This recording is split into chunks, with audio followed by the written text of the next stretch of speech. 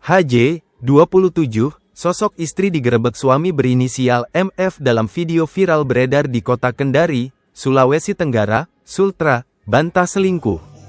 HJ yang ditemui tribunnews-sultra.com, mengatakan, tuduhan tersebut merupakan penggiringan opini untuk memojokkan dirinya. Sebab saat ini kami sedang proses cerai di pengadilan, katanya di Kendari, Provinsi Sultra, pada Senin, tanggal 21 Juli tahun 2025. Sebelumnya, viral kasus suami gerebek istri sedang karaoke bersama pria lain di Kendari, Jumat, tanggal 18 Juli tahun 2025, dini hari lalu. HJ mengatakan sang suami dalam video yang viral tersebut sudah 5 bulan terakhir meninggalkan rumah. Dia pun belak-belakan mengungkap latar belakang gugatan cerainya yang berawal dugaan perselingkuhan suaminya. Awalnya, HJ menggerebek salah satu rumah suaminya yang diduga dibeli secara diam-diam. Dalam rumah tersebut, dia menemukan pakaian wanita bersama suami-suami tersimpan dalam satu lemari. Ia pun mempertanyakan hal tersebut kepada suaminya yang kemudian memicu amarah. Namun pasca penggerebekan itu, dia justru dilaporkan ke kepolisian daerah atau Polda Sultra oleh seorang wanita. Gara-gara saya pernah upload video penggerebekan itu, terus saya dilaporkan sama perempuan yang punya dompet dan KTP yang saya temukan di rumah suamiku yang ia beli diam-diam itu, jelasnya. Pasca kejadian itu, suaminya pun kemudian meninggalkan rumah. Hingga mereka kembali bertemu saat dirinya berada di dalam ruang karaoke yang video penggerebekannya viral di medsos. Makanya saya kaget karena di sidang saja dia tidak pernah hadir, ujar HJ. Ini tiba-tiba langsung datang sama pengacara dan wartawan langsung video saya seolah-olah saya berselingkuh dengan pengusaha tambang, padahal di situ banyak sekali orang, lanjutnya. Dia pun membeberkan video viral yang dinarasikan, penggerebekan perselingkuhan, di salah satu tempat hiburan malam, THM, tersebut.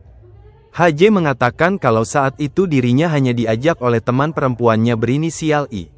Keberadaannya di ruang karaoke tersebut, kata HJ, bukan merupakan kesengajaan.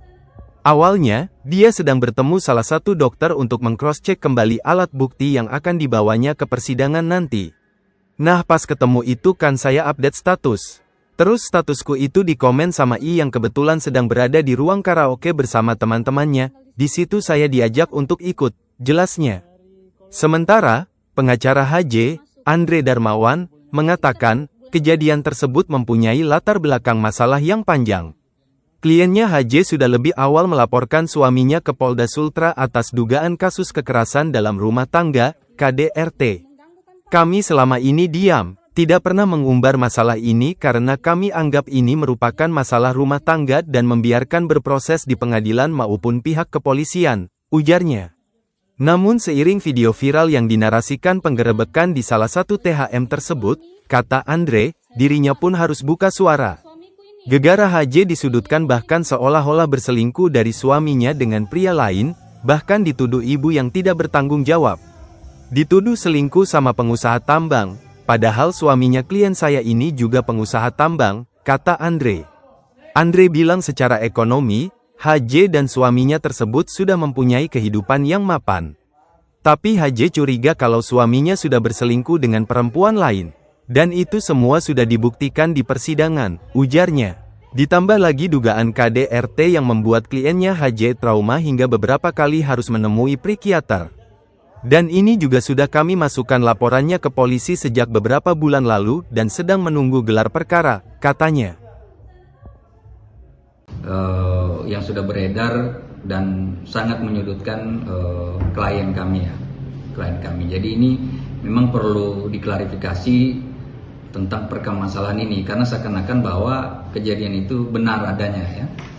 Pertama bahwa masalah ini sebenarnya masalah yang cukup panjang ya, karena masalah ini dimulai dari adanya permasalahan rumah tangga yang berujung kepada beberapa pelaporan polisi karena KDRT, kemudian juga proses cerai yang sudah berjalan di Pengadilan Agama Kendari hari ini ya. Jadi kita mulai dari awal bahwa klien kami yang dituduh berselingkuh ya, itu di tempat karaoke itu tidak benar ya. Karena sebagaimana klarifikasi klien itu sudah disampaikan bahwa dia datang di situ Itu karena dipanggil oleh temannya inisial I, ya. Nah, dia berada di situ karena dia ada pertemuan dengan pihak rumah sakit untuk mengklarifikasi ada surat bukti yang menurut kami dipalsukan oleh suaminya ini.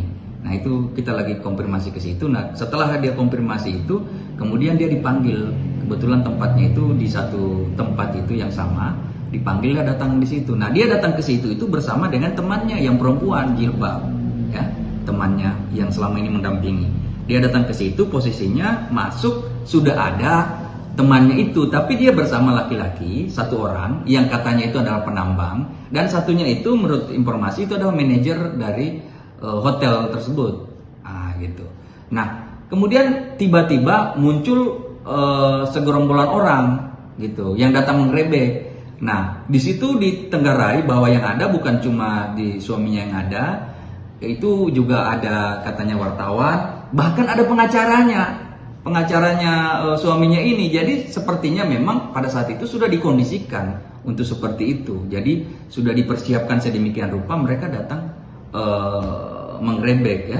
Mereka datang menggerebek. Jadi bagaimana mau dikategorikan perselingkuhan? Nah, sementara itu adalah di tempat yang banyak orang di situ, terus juga tidak ada jelas aktivitas apa yang maksudnya perselingkuhan apa yang dituduhkan. Jadi ini semacam kayak menciptakan playing victim lah gitu untuk mencemarkan daripada klien kami.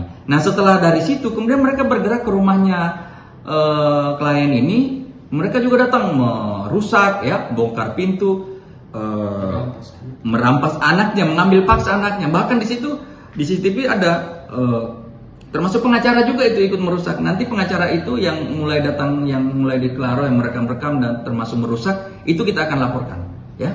Kita akan laporkan. Nah, sampai malam itu kemudian mereka ambil anak-anaknya yang masih umur 1,5 tahun, kemudian mereka bawa di ruko tempat kerjanya itu, dan sampai sekarang disimpan di situ.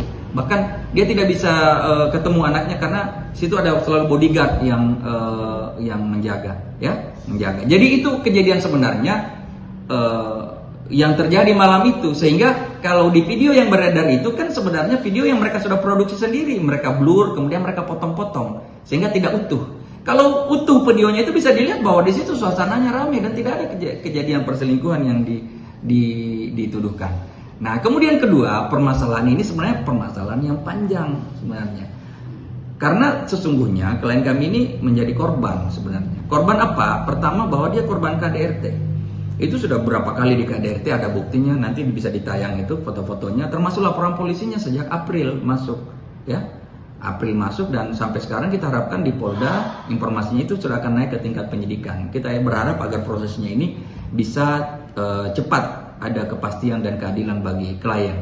Kemudian kedua, itu dia juga sudah melakukan perselingkuhan. Kalau perselingkuhannya itu nyata, karena apa? Dia didapat ini, jadi ada suaminya ini membeli satu rumah yang baru kemudian diketahui oleh istrinya dibeli atas nama suaminya. Tapi yang tinggali suami anehnya ini, istrinya tidak tahu bahwa itu rumah ada dibeli oleh suaminya. Tapi yang anehnya itu datang pada saat digerebek itu, di dalam rumah itu kemudian ada pakaian wanita, ada tas wanita, ada pakaian suaminya juga di situ. Bahkan ditemukan ada dompet, yang dompet itu berisi KTP-nya wanita yang diduga selingkuh ini. Kemudian ada ATM dari suaminya yang selama ini digunakan oleh istrinya untuk belanja. Nah, di situ ada di situ. Jadi ini menguatkan bahwa memang di situ ada perselingkuhan. Dia sudah ada perempuan lain di dalam rumah yang dibeli oleh suaminya itu. Nah, kemudian istrinya ini kemudian dilapor ke polisi. Berapa? 3 laporan yang dihadapi dia terkait penggerebekan malam itu.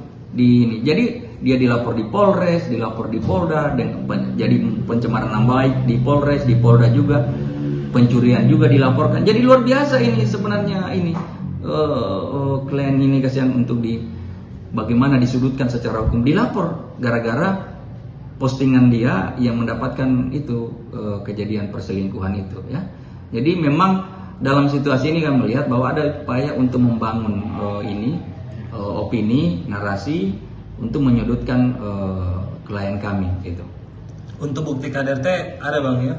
Bukti KDRT ada, jadi ada foto, kemudian ada hasil rekam medik dari rumah sakit, ya. Itu semua sudah dilengkap sebenarnya. Soal hubungan antara klien lain sama suaminya seperti apa sebetulnya sih? Jadi sekarang ini kan sebenarnya dalam proses cerai, makanya kan ada yang bertanya, ada yang pada saat itu saya lihat komen-komen menyampaikan, ya biar bagaimanapun dia ke situ kan harus izin suaminya ya, kan itu pertanyaan netizen itu, ya kan? Nah pertanyaannya gimana mau izin ke suaminya? Suaminya sudah 5 bulan tinggalkan rumah, ya, blokir nomor, blokir semua ATM, ya, tidak berkomunikasi. Bagaimana mau berkomunikasi dengan suaminya? Jadi sudah 5 bulan ditinggalkan rumah, tidak kasih nafkah, diblokir ATM-nya. Jadi semuanya aksesnya diblokir. Nah tiba-tiba aja malam itu dia hadir di situ, ada apa kan? Nah di persidangan di cerai tidak pernah juga dia hadir. Malam itu dia tiba-tiba hadir, ada wartawan, ada pengacaranya, bahkan mereka sempat merusak, datang ke rumah merusak, mengambil anak secara paksa. Itu kan ada apa? Itu. Download Tribun X sekarang, menghadirkan lokal menjadi Indonesia.